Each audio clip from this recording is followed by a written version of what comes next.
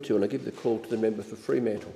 Thanks, Deputy Speaker. I'm glad to speak to this motion and to help the member for Page with some key facts and even a little bit of relevant history. I'm actually going to talk about ISDS.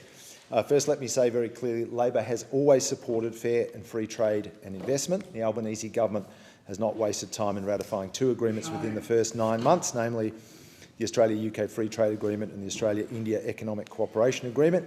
We're also now in a position to ratify the Joint Initiative on Services Regulation that applies common high standard principles for managing trade in service exports between some 70 countries. But, Deputy Speaker, we don't support the use of investor-state dispute clauses in trade and investment agreements because they aren't necessary for enabling secure and fair treatment of Australian investment overseas, but they do put at risk Australia's capacity to regulate in the best interests of our community. For anyone at home who's never heard the term ISDS, these clauses allow companies to resolve a dispute with a foreign government using an international tribunal system rather than relying on the judicial review processes that exist in a given country or on country-to-country resolution mechanisms within a trade agreement. And to some extent, they're regarded as a shortcut for companies to challenge obstacles to their operations or to overcome unfair treatment, particularly if that includes the expropriation of assets. But over a period of time, these tribunals have been found to have severe shortcomings in terms of their integrity, and there have been numerous cases where large multinationals have used ISDS to attack sensible public policy regulations in areas like environmental protection and workers' rights simply because those regulations affected company profits. For example, ISDS cases have included the French Veolia company's action against the Egyptian government seeking compensation for a rise in the minimum wage. In August last year, the British oil company Rockhopper won £210 million through an ISDS action against the Italian government because in 2015 the Italian government had the temerity to ban new oil and gas projects within 12 nautical miles of its coast. Even when those ridiculous ISDS cases fail, they still impose significant costs on the countries that defend them, and they have a chilling effect on countries contemplating the kind of regulation that's been challenged. Deputy Speaker, we have our own experience in Australia of being on the end of these dangerous, dodgy legal actions. It wasn't that long ago that tobacco company Philip Morris used an ISDS clause in seeking to overthrow Australia's very effective plain packaging reforms.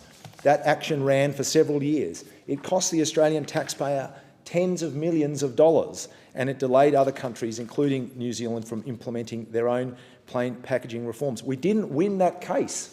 Philip Morris only lost on a jurisdictional issue, so we don't know whether they might have succeeded if they'd been able to use a more relevant agreement as the basis of their claim. And perhaps the Shadow Minister for Trade might go and have a bit of a closer look at that rather than claiming we won it, which is simply not true.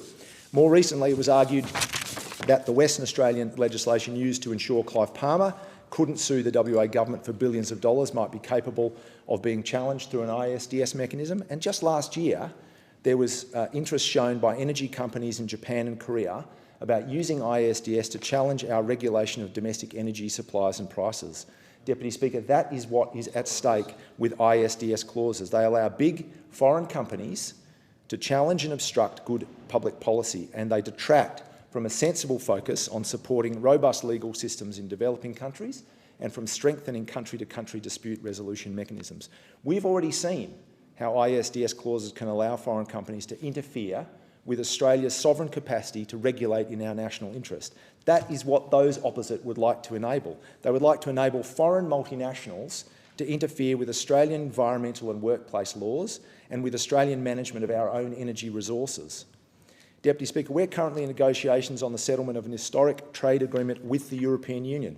Does the Shadow Minister for Trade argue that we should be pursuing the inclusion of an ISDS clause in those negotiations?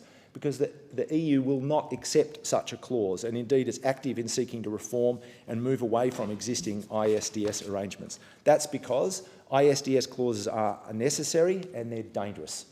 This Labor government will continue to pursue, settle and support fair and free trade agreements, but I can tell you we will not support a system that puts Australian sovereignty at risk, a system that subjects Australia to enormously expensive legal action in dodgy tribunals with no appeal processes, a system that could stop us from regulating to protect health services, safe workplaces and our environment. If the member for Page, if the Shadow Minister for Trade, thinks that that is a sensible and winning proposition to take to the Australian people, well, good luck to him.